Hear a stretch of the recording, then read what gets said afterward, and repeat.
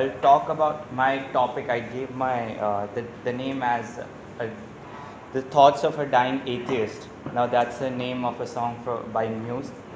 But as I'll start speaking, all of us, how often do we think about ourselves or why we exist? How often do we think that? It's almost, yeah, it's rare. It's very rare.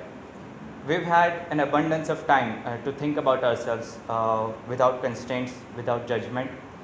But what do we use it for, other than how other people perceive us, or uh, how we're going to live out our dreams, or how we're going to live out our lives? It's often boring and menial to think about our own existence and the reasons behind it.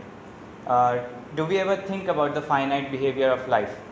That we live for a really short period of time that is almost negligible in the grand scheme.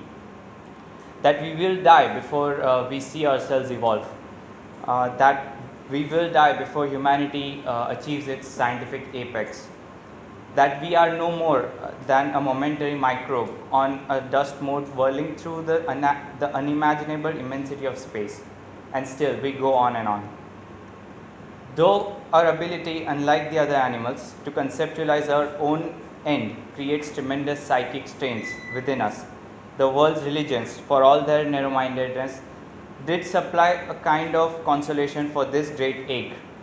But it was our brain and our ability to motivate ourselves that saved us from annihilation.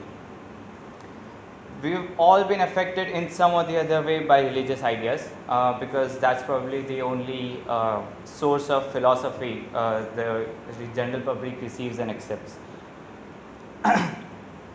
I think we as humans don't really need that. I think we've all evolved with the same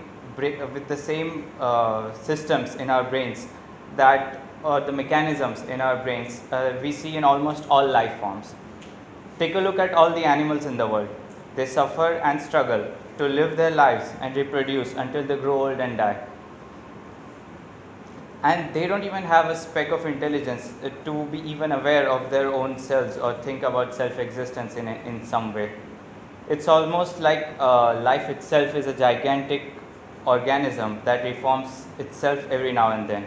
If you think about it, we are just a part of that ever-expanding organism. If we are, isn't it strange to have separate consciences?